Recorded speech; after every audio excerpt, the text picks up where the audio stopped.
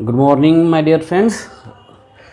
हमने पिछले क्लास में पढ़े थे लाइट डिपेंडेंट रिएक्शन, फोटोसिंथेसिस की इंट्रोडक्शन पढ़ा था, साइट ऑफ फोटोसिंथेसिस पढ़ा था, फोटोसिंथेसिस कहाँ होता है, कैसे होता है, उसकी इक्वेशन पढ़ी थी।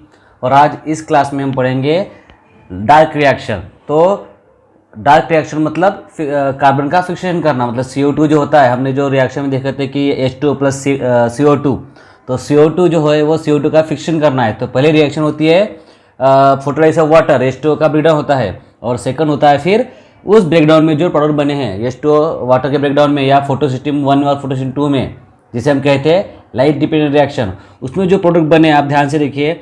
इस डायग्राम में आपको दिखेगा कि NADPH बन रहा है एन प्रोडक्ट फोटोसिस्टम 1 में, ये NADPH जाता है केल्विन साइकिल में। ये ATP बने, यहाँ पर आप देखिए ATP बने हैं ड्यू टू हाइड्रोजन कंसंट्रेशन अंदर ज़्यादा है बाहर कम है, तो जब हाइड्रोजन अंदर से बाहर जाता है तो ATP बनता है। तो ये ATP और ये NADPH ये दोनों जाते हैं केल्विन साइकिल की तरफ, क्योंकि ये NADPH एक्ट करता है एज ए इलेक्ट्रॉन कैरियर, और ATP वो एंजाइम यूज़ करते हैं for the fixation of carbon dioxide. मतलब कार्बन डाइऑक्साइड फिक्सेशन करने के लिए ATP इस्तेमाल हो जाता है, और जो इलेक्ट्रॉन ट्रांसपोर्ट होते हैं इधर से उधर, वो करने के लिए NADPH वहाँ पे भेजा जाता है। तो अब हम पढ़ेंगे डार्क रिएक्शन, ओके, जिसे दूसरा नाम दिया है केल्विन साइकिल, मतलब कार्बन फिक्सेशन रिएक्शन।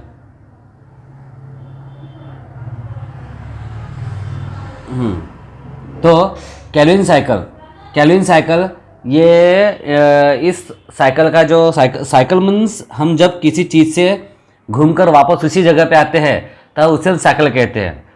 देखो इक्वेशन, रिएक्शन मतलब रिएक्शन जब इन स्टार्टिंग प्रोडक्ट और एंड पर दो अलग अलग होंगे, लेकिन अगर स्टार्टिंग प्रोडक्ट एक रिएक्शन का वही आता है एंड में, तो हम उसे साइकिल कहेंगे। जैसे क्रेब्स साइकिल हो गया, केल्विन साइकिल हो गया, बहुत से ऐसे अपने बॉडी में साइकिल है जो अलग अलग, जैसे पेंटोस फॉस्फेट पाथवे या साइकिल, वो साइकिल नहीं है लेकिन एक प्रकार का पाथवे है जिसमें रिएक्शन स्टार्टिंग वही से होती है जहाँ उसका एंड होता है।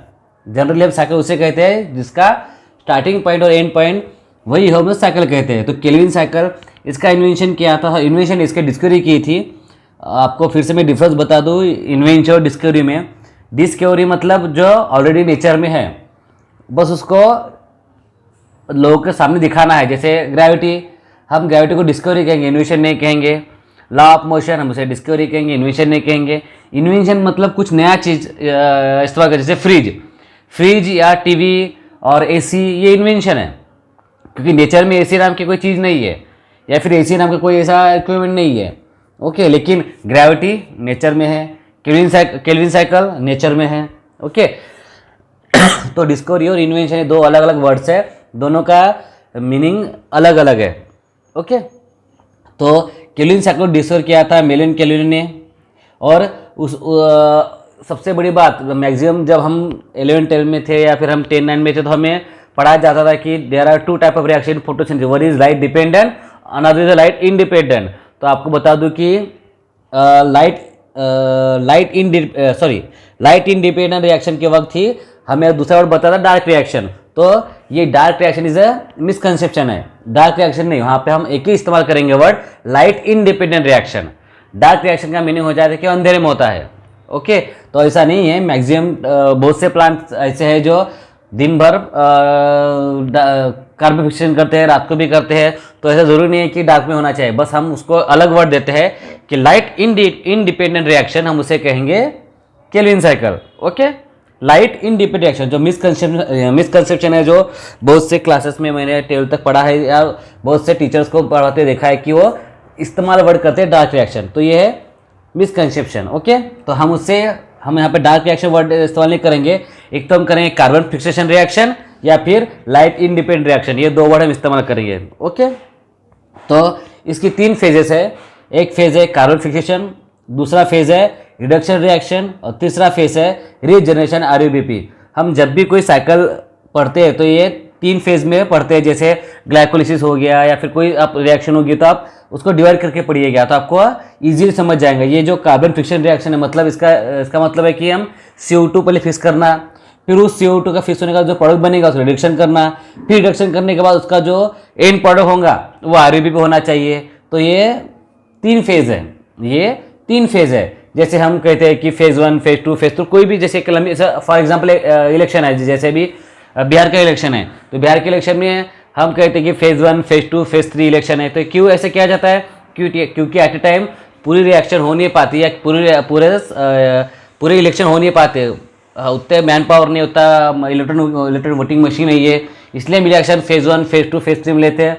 उसी तरह से हम अपनी आसानी के लिए, हमें आसानी से पढ़ने के लिए हम ये 3 इसमें रिएक्शन डिवाइड करते हैं, फेज 1, फेज 2, फेज 3, ताकि आपको याद रहे कि फेज 1 में आता है कार्बन फिक्शन रिएक्शन, फेज 2 में आता है रिडक्शन रिएक्शन, और फेज 3 में आता है रीजनरेशन ऑफ आरएबीपी, मतलब राइबोलोज बिस फॉस्फेट।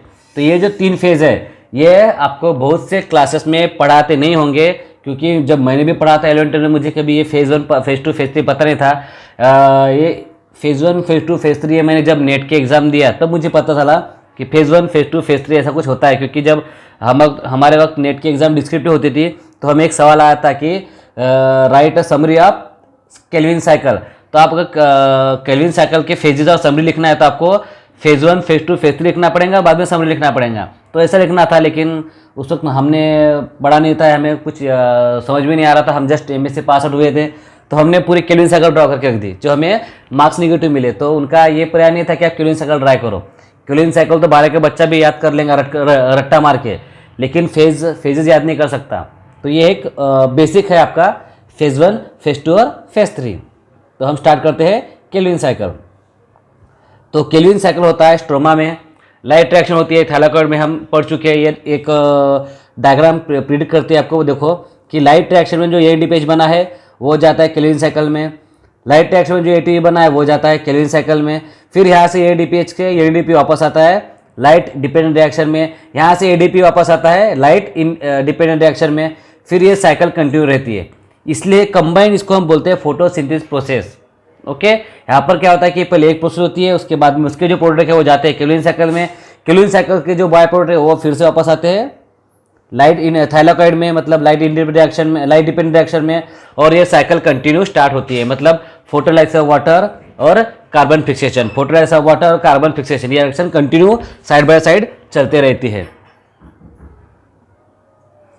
ये है हमारी केल्विन साइकिल। अगर आप देखोगे तो पहला फेज है कार्बन फिक्सेशन, जो जहाँ पर राइबोलोज बिस फॉस्फेट एक्सेप्ट करता है पहला मॉलिक्यूल कार्बन डाइऑक्साइड के 3 मॉलिक्यूल, और जो पहला प्रोडक्ट बनता है वो बनता है 3 फॉस्फोग्लिसरेट। तो इसको केल्विन साइकिल को दूसरा नाम दिया गया है C3 साइकिल। C3 साइकिल इसलिए बोला जाता है क्योंकि इस साइकिल का जो पहला प्रोडक्ट बनता है वो बनता है 3 कार्बन कंपाउंड, जिसका नाम है 3 फॉस्फोग्लिसरेट। तो ये 3 कार्बन कंपाउंड है, इसलिए हम इसे नाम दिया गया है C3 साइकिल, केल्विन साइकिल और केल्विन साइकिल। तो आप देखोगे तो राइबोलोज बिस फॉस्फेट में 5 कार्बन है, आप ध्यान से देखो ब्लैक कलर में, जिसको गोल करके वो है कार्बन। तो ये कार्बन जब CO2 से अटैच होता है तो यहाँ पे आप देखेंगे 3 राइबोलोज बिस फॉस्फेट, मतलब 3 गुणिला 5 राइबोलोज बिस फॉस्फेट 5 कार्बन होते हैं, तो राइबोलोज 3 मॉलिक्यूल, तो 3 × 5 ये हो जाए 15, ये क्या हो गए 15 हमारे कार्बन मॉलिक्यूल। और यहाँ पे हम दे रहे हैं 3 CO2, यहाँ पे हम पहली रिएक्शन क्या हो रही है कार्बन फिक्सेशन में 3 CO2, ये रिएक्शन कराता है रुबिस्को नाम का एंजाइम, राइबोलोज बिस फॉस्फेट कार्बोक्सिलेज। ये एंजाइम दुनिया में हमारे लिए काफ़ी इंपॉर्टेंट है। अगर ये एंजाइम ना होता तो आज हमें खाना खाने को नहीं मिलता, क्योंकि कार्बन फिक्सेशन या हमारा जो फोटोसिंथेसिस का मेन जो रिएक्शन कराता है रुबिस्को ही कराता है, मतलब कार्बन का फिक्शन करना और हवा एयर में का CO2 कम करना। अगर ये ना होता तो कार्बन फिक्सेशन ना हो पाता। इसलिए जब कार्बन फिक्सेशन होता है तो एंजाइम रुबिस्को राइबोलोज बिस फॉस्फेट और CO2 को मिलाता है। तो आप यहाँ पे देखिए इक्वेशन बैलेंस होती है, 3 कार्बन और यहाँ पे 5 कार्बन है, 5 और 3 8, ओके। तो यहाँ पे 15 और 3 18, देखिए आप यहाँ से देखिए 3 राइबोलोज बिस फॉस्फेट 5 कार्बन, आगे उसके 3 लिखा है, मतलब कार्बन मॉलिक्यूल कितने हो गए 5 × 3 15 हो गए। यहाँ पर 3 कार्बन मॉलिक्यूल है, 3 CO2, 15 और 3 18। तो आप देखेंगे यहाँ पर हमारा जो पहला प्रोडक्ट बन रहा है वो बन रहा है 3 फॉस्फोग्लिसरेट, उसके आगे लिखा है 6, इसका आगे लिखा है 6, मतलब 3 कार्बन कंपाउंड वाला हमारे 6 मॉलिक्यूल बन रहे हैं, मतलब 6 3 18, मतलब हमारा जो बेसिक है, मतलब हमारा जो बेसिक कार्बन मॉलिक्यूल वो 18 के 18 बराबर बैलेंस है, 15 और 3 18। तो पहला जो बना वो बना है 3 फॉस्फोग्लिसरेट 6 मॉलिक्यूल। अब जो ATP बने हैं हमारे लाइट डिपेंडेंट रिएक्शन में अब हम उस एटीपी का इस्तेमाल करेंगे।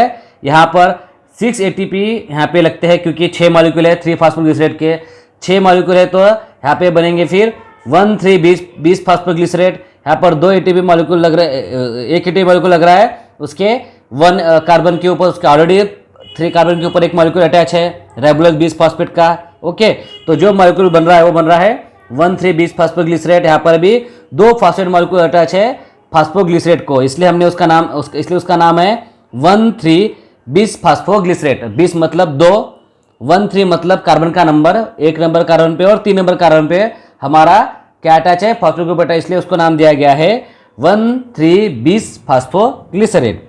फिर जो रिएक्शन है वो है NADPH, जो हमारा लाइट डिपेंडेंट रिएक्शन बना था, 6 NADPH को अटैच होते हैं और बनता है ग्लिसरॉल्डिहाइड 3 फास्फेट। क्या बनता है, ग्लिसरॉल्डिहाइड 3 फास्फेट। यहाँ पर एक एक फास्फेट ग्रुप निकल जाता है इन द फार्मा PI। ये PI और ऊपर का ADP ये वापस जाते हैं हमारे लाइट डिपेंडेंट रिएक्शन में, फिर से ATP बनता है। अब फेज 2 स्टार्ट होता है। अब इस ग्लिसरॉल्डिहाइड 3 फास्फेट का रिडक्शन होके बनता है, रिडक्शन होना स्टार्ट होता है और इस रिडक्शन से हमारे आगे बनते हैं ग्लूकोज बनता है, स्टार्च बनता है, सुक्रोज बनता है। मतलब 6 में से एक जो मॉलिक्यूल है 1 ग्लिसरॉल 3 फास्फेट वो केल्विन साइकिल के बाहर निकल जाता है और उस बाहर निकलने उसका रिडक्शन होता है और उस रिडक्शन से हमारे जो केमिकल मॉलिक्यूल बनते हैं वो कौन से बनते हैं, मतलब जैसे अभी फॉर एग्जांपल एक ग्लिसरॉल 3 फास्फेट आया, फिर दूसरी रिएक्शन में और एक ग्लिसरॉल 3 फास्फेट आया, तो मतलब 3 और 3 6 कार्बन बन गए। मतलब 2 मॉलिक्यूल जब ग्लिसरॉल 3 फास्फेट एक दूसरे से अटैच होंगे तो बन जाएंगे ग्लूकोज। ओके, उसका रिडक्शन हो जाएगा, ओके, उसका बन जाएंगे ग्लूकोज। फिर ऐसी रिएक्शन कंटिन्यू स्टार्ट रहेंगी, फिर ऐसे ग्लूकोज केवल को 1000 ग्लूकोज मॉलिक्यूल बनेंगे, फिर ग्लूकोज मिलके बनेंगे सुक्रोज, फिर सुक्रोज और ग्लूकोज मिलके बनेंगे स्टार्च, या फिर ग्लूकोज के एक दूसरे मॉलिक्यूल के अटैच होकर बनेंगे स्टार्च। इस तरह से रिएक्शन कंटिन्यू होती है और ये CO2 जो हमारे इसमें फिक्स हुआ था 3CO2, फिर से हम वो CO2 का कन्वर्शन करेंगे राइबोलोज 20 फास्फेट में। अभी देखिए यहाँ पर 6 मॉलिक्यूल थे ग्लिसरॉल फास्फेट के, उसके 5 रह गए, एक कार्बन इधर आ गया आउट ऑफ द साइकिल, उस एक मॉलिक्यूल का रिडक्शन होकर बनेंगे हमारे ग्लूकोज, स्टार्च और सुक्रोज। अब तीसरा फेज स्टार्ट होता है रीजनरेशन ऑफ RUBP।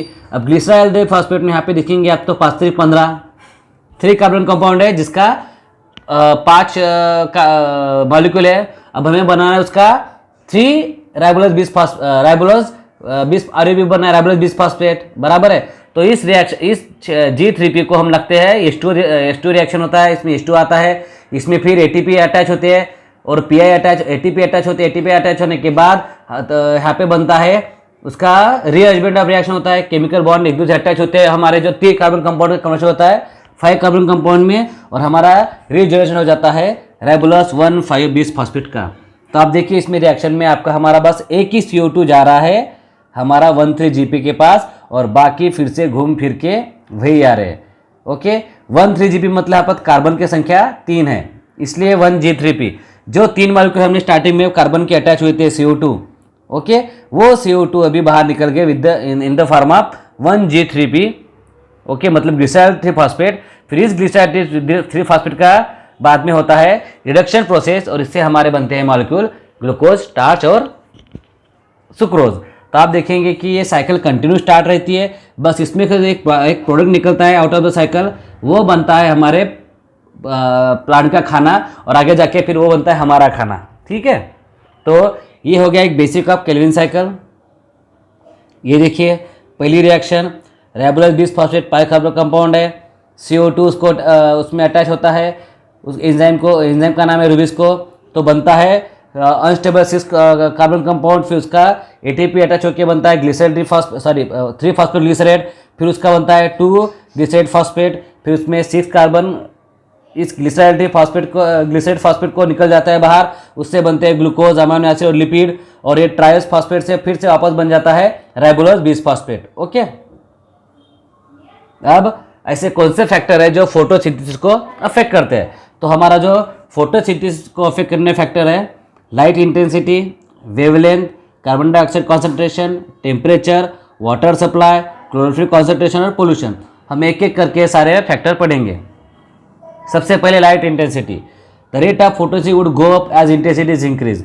जैसे लाइट का इंटेंसिटी बढ़ेंगी वैसे ही लाइट की इंटेंसिटी मतलब उसका उसकी तीव्रता। जैसे फॉर एग्जांपल हम बढ़ेंगे कि लाइट की अभी लाइट वेवलेंथ कम आ रही है, लेकिन अचानक एक लाइट वेवलेंथ एक जगह पे 1000 आ गई है, पहले 1 आ रही है, अब 1000 आ गई। जैसे अभी बादल है, बादल में लाइट इंटेंसिटी कम रहती है तो फोटोसिंथेसिस रेट कम रहेगा, लेकिन बादल हट गए लाइट इंटेंसिटी बढ़ जाएंगी और फोटोसिंथेसिस रेट और बढ़ जाएगा। Because the more light plant observe the more photosynthesis can occur. जितनी ज़्यादा लाइट वो ऑब्जर्व करेंगे उतनी ज़्यादा उसके एटी बनेंगे। लेकिन सनलाइट एक इंटेंसिटी एक हद तक ही बढ़े तो ठीक है, उसके बाद अगर इंटेंसिटी बढ़ जाएगी है तो क्लोरोफिल ब्लीच होना स्टार्ट कर देता है, क्लोरोफिल अपना ब्रेकडाउन हो जाता है। और क्लोरोफिल हम देखते हैं कि जब लीफ येलो आना स्टार्ट हो जाते हैं, समझ जाने का क्लोरोफिल ब्लीच हो रहा है। तो हाई इंटेंसिटी ज़्यादा ही, एकदम ज़्यादा हाई इंटेंसिटी मतलब अगर ज़्यादा ही धूप आ गई या ज़्यादा ये हो गए तो क्लोरोफिल काम कम करता है। फिर है वेवलेंथ। आपको पता है कि प्लांट्स 2 वेवलेंथ ज़्यादा इस्तेमाल करते हैं, ब्लू एंड रेड, अपने फोटोसिंथेसिस के लिए। कार्बन डाइऑक्साइड कॉन्सेंट्रेशन, अगर जैसे carbon dioxide rise rate of sugar are made by the right reaction increases, मतलब CO2 का रेट बढ़ गया तो फोटोसिंथेसिस का रेट बढ़ेगा। इसका मतलब है अगर हमारे एटमॉस्फेयर में अभी जैसे ग्लोबल वार्मिंग हो रहा है, वो उसका मेन रीजन बता रहे हैं साइंटिस्ट लोग कि CO2 है। तो अगर CO2 ज़्यादा बढ़ रहा है इसका मतलब है कि फोटोसिंथेसिस रेट ज़्यादा बढ़ रहा है। फिर भी हमारा ग्लोबल वार्मिंग कम क्यों नहीं हो रहा है? इसकी वजह है डिफॉरेस्टेशन, क्योंकि हम जितना CO2 बढ़ रहा है उसके लेवल में हम प्लांट नहीं बढ़ा रहे हैं। हम जितने ज़्यादा प्लांट बढ़ाएंगे उतना हमारे लिए बेटर रहेगा, प्लांटेशन बढ़ेगा। तो जितना प्लांटेशन बढ़ेगा वो उतना CO2 का अब्जॉर्ब फिक्सेशन कर लेगा और हमें ग्लोबल वार्मिंग से बचा लेगा। इसलिए ट्री ज़्यादा लगा और CO2 कम करो। लेकिन जनरली कार्बन डाइऑक्साइड का जो ये है परसेंटेज एयर में वो है 0.03 to 0.04। ये भी है कि अगर 0.1 से अगर परसेंट कार्बन बढ़ गया कार्बन डाइऑक्साइड का एटमॉस्फेयर पे 0.1 से, तो रेट ऑफ फोटोसिन और बढ़ जाता है। ये कैसे बढ़ा जाता है? इसलिए आपने देखोगे ग्रीन हाउस में आपने देखे होंगे कि एक ग्लास हाउस या फिर ग्रीन हाउस में हम ग्रीन कलर की मैट लगाते हैं, प्लास्टिक लगाते हैं, उसके अंदर पेड़ लगाते हैं और वहाँ पे टेम्परेचर मेंटेन किया जाता है, लाइट मेंटेन किया जाता है। तो ये क्यों किया जाता है? इसलिए क्योंकि यहाँ पे CO2 बढ़े, और जैसे CO2 बढ़ेगा तो ग्रीन हाउस में CO2 बढ़ने से फोटोसिंथेसिस रेट बढ़ जाता है और जो प्लांट बाहर जल्दी ग्रो नहीं हो पाते वो उस लाइट हाउस में जल्दी ग्रो हो जाते हैं। ओके, और उसका यील्ड ज़्यादा, उत्पादन ज़्यादा होता है। आप ये नीचे का ग्राफ देखिए कि 40 डिग्री सेंटीग्रेड पे CO2 कॉन्सेंट्रेशन ज़्यादा रहता है, 25 डिग्री सेंटीग्रेड CO2 कॉन्सेंट्रेशन 0.04 से थोड़ा ये हो जाता है। जैसे ही टेम्परेचर बढ़ते जाएगा उस तरह से CO2 कॉन्सेंट्रेशन एटमॉस्फेयर में बढ़ते जाएगा। ओके, जैसे 0.4% है, फिर अगर ज़्यादा ही टेम्परेचर बढ़ गया तो CO2 मॉलिक्यूल गर्म होके ऊपर लेयर में चल जाएंगे और प्लांट को CO2 जल्दी अब्जॉर्ब नहीं हो पाएंगे, क्योंकि ज़्यादा टेम्परेचर बढ़ गया तो CO2 मॉलिक्यूल गर्मी की वजह से या ज़्यादा टेम्परेचर की वजह से वो मॉलिक्यूल एक दूसरे से डिटैच हो जाएंगे और वो हवा में ऊपर जाएंगे, एटमॉस्फेयर के हाई लेवल पे जाएंगे, और जितना हाई लेवल पे चले गए प्लांट से उतना दूर चले जाएंगे। इसलिए फिर CO2 की जगह फिर प्लांट O2 ऑब्जर्व करता है, और जो रिएक्शन केल्विन साइकिल रिएक्शन होती थी C3 साइकिल, वहाँ पे होंगी फोटो रेस्पिरेशन और उसका नाम है C2 साइकिल। वो हम अगले क्लास में पढ़ेंगे। Temperature has an effect rate of photosynthesis. Maximum temperature 25 degree to 35 degree centigrade होना चाहिए। ये एक बेस्ट टेम्परेचर है जिसमें फोटोसिंथेसिस रेट ज़्यादा अच्छा होता है। अगर टेम्परेचर कम हो गया 0 डिग्री सेंटीग्रेड तो हमारे जो एंजाइम है प्लांट्स के वो काम करना बंद पड़ जाते हैं, और एकदम ज़्यादा बढ़ गया टेम्परेचर तो ऑल एंजाइम्स आर प्रोटीन। तो प्रोटीन का जैसे टेम्परेचर बढ़ जाए प्रोटीन टूट जाते हैं, डीनेचर हो जाते हैं। तो प्रोटीन टूट गए एंजाइम टूट जाएंगे, एंजाइम टूट जाएंगे मतलब हमारी बॉडी में एंजाइम को रिएक्शन कर नहीं पाएंगी। और जैसे टेम्परेचर 35 के अबव हो जाएगा हमारा रेट ऑफ फोटोसिंथेसिस कम होते जाएगा। ओके, क्योंकि टेम्परेचर ज़्यादा बढ़ गया तो CO2 का कॉन्सेंट्रेशन एटमॉस्फेयर लिप के सराउंडिंग में कम हो जाएगा, और लिप के सराउंडिंग में कम हो गया तो CO2 ऊपर चला जाएगा और ऑक्सीजन का कॉन्सेंट्रेशन लिप के आसपास ज़्यादा बढ़ जाएगा। ऑक्सीजन का कॉन्सेंट्रेशन ज़्यादा बढ़ गया तो प्लांट ऑक्सीजन लेगा, CO2 नहीं लेगा। ऑक्सीजन लेने से क्या होता है, कार्बन फिक्सेशन जो होने का वो नहीं होता है, वहाँ पे होता है फोटो रेस्पिरेशन रिएक्शन। और फोटो रेस्पिरेशन रिएक्शन में हमारे CO2 हमारा जो ATP बन रहा है वो ATP नहीं बनेगा, उसकी बजाय हमारा ATP लॉस होगा या प्लांट का ATP लॉस होगा। इसलिए ये फोटो रेस्पिरेशन रिएक्शन घातक है। ये फोटो रेस्पिरेशन घातक है, इसलिए फिर प्लांट्स ने, कुछ प्लांट जो हाई टेम्परेचर में रहते हैं उन्हें एक अलग साइकिल का इन्वेंशन किया है। मतलब इन्वेंशन किया मतलब एक अलग मैकेनिज्म निकाला है कार्बन फिक्सेशन का, वो है C4 साइकिल और CAM4 पाथवे। तो हम वो अगले क्लास में पढ़ेंगे। वाटर सप्लाई, अगर कंटिन्यूस वाटर सप्लाई रहा तो आपको पता है कि वाटर के बिना फोटोसिंथेसिस हो नहीं सकता, क्योंकि जो सबसे पहली रिएक्शन होती है फोटोसिंथेसिस वो होते हैं फोटोलाइसिस ऑफ वाटर। वो क्योंकि वाटर है जो ब्रेकडाउन होकर अपने इलेक्ट्रॉन हमारे फोटोसिस्टम 2 को देता है, उसको बैलेंस करता है। वही से इलेक्ट्रॉन निकल के फिर इलेक्ट्रॉन ट्रांसपोर्ट चेन में जाता है और ATP बनता है। अगर इलेक्ट्रॉन नहीं मिलेगा तो रिएक्शन हो पाएंगी नहीं हो पाएंगी, इसलिए वाटर काफ़ी ज़रूरी है। जितना अच्छा ज़्यादा वाटर रहेगा उतना फोटोसिंथेसिस रिएक्शन ज़्यादा बढ़ेगा। क्लोरोफिल कॉन्सेंट्रेशन, जितना ज़्यादा क्लोरोफिल कॉन्सेंट्रेशन रहेगा वो उतना ज़्यादा लाइट ऑब्जॉर्व करेंगे, मतलब जितना ज़्यादा लाइट ऑब्जॉर्व करेंगे मतलब उतना ज़्यादा फोटोसिंथेसिस होगा। इसका सेम मतलब है कि अगर हमारे प्लांट में अगर क्लोरोफिल कम हुआ तो लीव्स फोटोसिंथेसिस कम करेंगे। और हमारा क्लोरोफिल का कॉन्सेंट्रेशन डिपेंड होता है हमारे मॉलिक्यूल के ऊपर। कौन सा मॉलिक्यूल पर, क्या, iron molecule, magnesium molecule, nitrogen molecule. अगर ये मॉलिक्यूल प्लांट्स को कम दिए गए, इसलिए हम प्लांट्स को यूरिया देते हैं, ओके, मैग्नीशियम देते हैं, आयरन देते हैं, ताकि उसका क्लोरोफिल कंटेंट अच्छा रहे। जितना ज़्यादा क्लोरोफिल उतना ज़्यादा फोटोसिंथेसिस रिएक्शन होगा। पोल्यूशन, अगर आप में अगर पोल्यूशन ज़्यादा बढ़ गया तो पोल्यूशन की वजह से कि आपको पता है कि वाटर कॉन्सेंट्रेशन कम हो सकता है, सल्फर डाइऑक्साइड बढ़ेगा तो CO2 कम हो जाएगा। तो ये सारी चीज़ें प्लांट्स को कहीं ना कहीं ऑब्जर्व करते हैं। सपोज अगर एटमॉस्फेयर पोल्यूशन ज़्यादा बढ़ गया तो वो धूल मिट्टी प्लांट्स की लिप के ऊपर आ जाएंगी। प्लांट्स की लिप के ऊपर आ गई तो जो सनलाइट डायरेक्ट प्लांट ले पा रहा है वो ले नहीं पाएगा, क्योंकि वो सनलाइट धूल पे पड़ेंगी। सपोज अगर धूल मिट्टी आजू बाजू में है, कम है, प्लांट के सरफेस गिर भी गया, लेकिन जो उसके पोर्स है, बारीक पोर्स जिसे हम स्टोमेटा कहते हैं, जिससे गैस एक्सचेंज होता है, मतलब CO2 अंदर लेना और O2 छोड़ना, बाहर छोड़ना, या O2 अंदर लेना और CO2 बाहर छोड़ना, ये जो रिएक्शन होती है वो स्टोमेटा के थ्रू होती है। अगर ज़्यादा पोल्यूशन बढ़ गया तो ये स्टोमेटा क्लोज हो जाते हैं, क्योंकि उसके पोर्स के ऊपर जमा हो जाते हैं हमारे धूल मिट्टी के कण। तो अगर स्टोमेटा ही नहीं रहेगा तो CO2 अंदर कैसे आएगा, CO2 अंदर नहीं आएगा तो फोटोसिंथेसिस नहीं हो पाएगा। इसलिए ज़्यादा पोल्यूशन हुआ तो हमारा रेट ऑफ फोटोसिंथेसिस भी कम होता है। ओके, इसी तरह से हमारा आज का रिएक्शन, हमारा फोटोसिंथेसिस यहीं पे कम होता है। तो फोटोसिंथेसिस की आपको मैंने कहा कि सांसों की ज़रूरत है, जैसे ज़िंदगी के लिए बस एक ATP चाहिए फोटोसिंथेसिस के लिए। और ये ATP कहाँ बनता है, ये ATP बनता है लाइट डिपेंडेंट रिएक्शन में। तो याद रखें, लाइट डिपेंडेंट रिएक्शन में ATP और NADPH बनते हैं, और वही ATP और NADPH हम इस्तेमाल करते हैं लाइट इंडिपेंडेंट रिएक्शन में। लाइट इंडिपेंडेंट रिएक्शन में हम क्या करते हैं कि कार्बन का फिक्सेशन करते हैं, उससे हमारा खाना बनाते हैं और साइकिल कंटिन्यू होती है। तो आज हमारा क्लास यहीं पे समाप्त होता है, क्योंकि हमने 2 स्टेप हमारे कंप्लीट हो चुके हैं फोटोसिंथेसिस की। फर्स्ट स्टेप है लाइट डिपेंडेंट रिएक्शन और सेकंड स्टेप है लाइट इंडिपेंडेंट रिएक्शन। तो दोस्तों आप यहाँ ध्यान से याद रखिए कि हमारे जो इक्वेशन है वो याद रखिए 6CO2 और H2O की, क्योंकि CO2 और H2O कभी एक दूसरे के साथ रिएक्ट नहीं करते, वो कभी एक दूसरे सामने नहीं आते। ये एक इनडायरेक्ट रिएक्शन है, जहाँ पर पहले H2O का फोटोसिंथेसिस होता है, फिर H2O से निकले इलेक्ट्रॉन से ATP बनता है, फिर ATP और जो NADPH लाइट डिपेंडेंट रिएक्शन बने होते हैं वो जाते हैं स्ट्रोमा में। फिर स्ट्रोमा में हमारा होता है केल्विन रिएक्शन, जहाँ पर हम CO2 का फिक्शन करते हैं। लीफ के पोर्स के स्टोमेटा के थ्रू CO2 अंदर आता है, H2 ऑलरेडी प्लांट ने ले चुका होता है। तो ये सारी रिएक्शन आप एक बार फिर से अपने दिमाग में फिट कर लीजिए, क्योंकि अगर आपने ये रिएक्शन दिमाग में फिट कर लिया है तो आप फोटोसिंथेसिस कभी नहीं भूलेंगे। ओके, तो एक बार फिर से आप ये वीडियो देखिए, फिर से PPT देखिए, उसको अच्छे से अपने दिमाग में भर ले, क्योंकि इस टॉपिक के ऊपर मैं फिर से एक असाइनमेंट दूंगा आपको क्विज वाली, और आपको क्विज कंप्लीट करना ज़रूरी है।